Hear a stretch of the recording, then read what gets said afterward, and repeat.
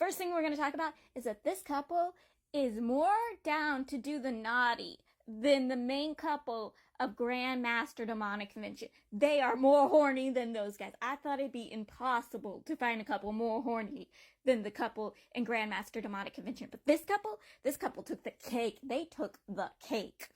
I felt bad for the main character because his ex-boyfriend is dating the male lead sister. They're together and the main character just has to sit there and watch from the sidelines.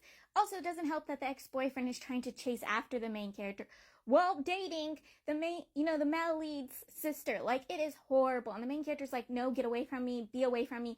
Because this dude has trauma from being in a relationship with the ex-boyfriend because of the ex-boyfriend's family. It also doesn't help that every time the ex-boyfriend even goes near the main character, the male lead tells the main character to stay in his lane, to remember to back off, that the ex-boyfriend deserves to be with the sister. And the reason why he's being like this is because he wants to give his sister everything, and she's been in love with the ex-boyfriend for years because the family's been friends for years, and the families want to see these two get married, and he's telling the main character to stay in his lane, but it's also for the main character's safety. So we get some backstory about the main character, and the main character was dating the ex-boyfriend. They're high school sweethearts. They're going to uni together, and, his boyfriend is going off traveling for a bit. He's going to be gone for a bit, and he gets captured.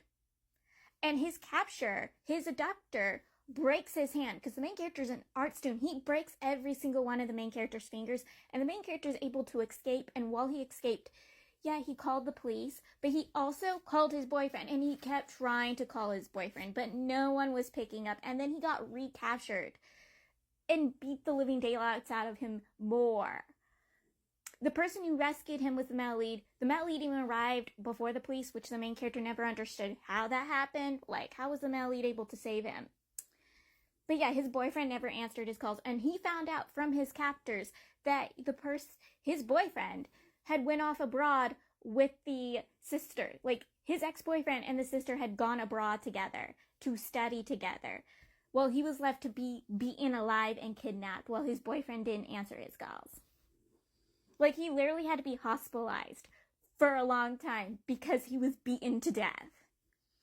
His hand was destroyed. Like, the one thing, like, he can art now, but he's too terrified. Like, he has PTSD trying to do art.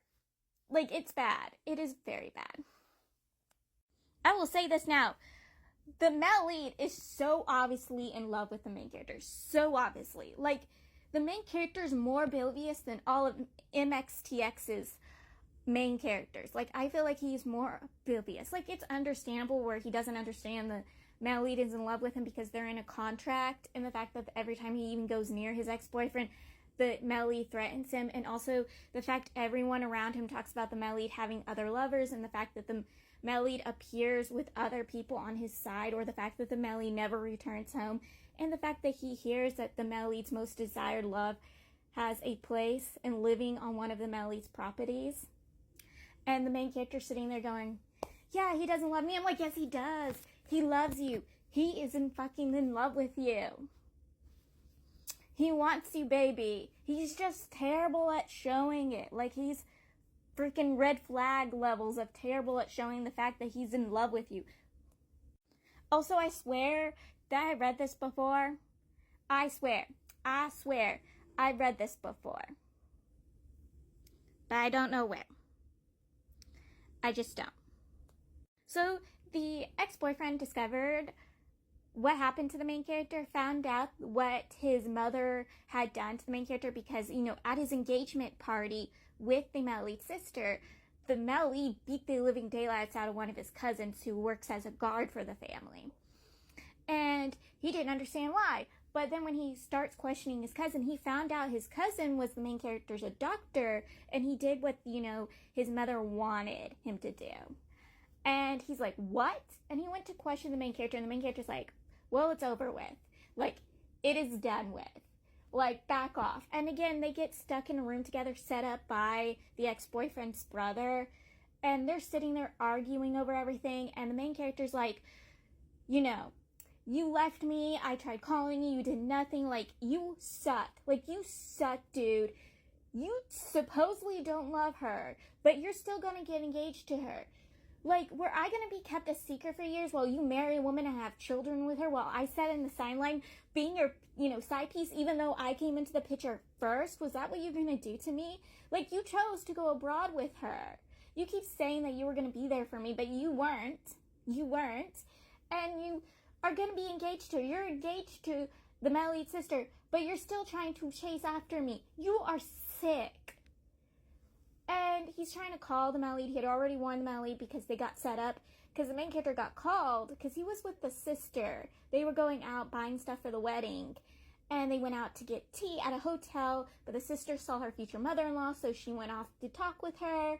And the main character got a text from her stating that she was in a hotel room because she wasn't feeling well, asking the main character to go there. But the main character found that suspicious. So he called the male lead just to warn the male lead that what's wrong with his sister and to come as fast as he can.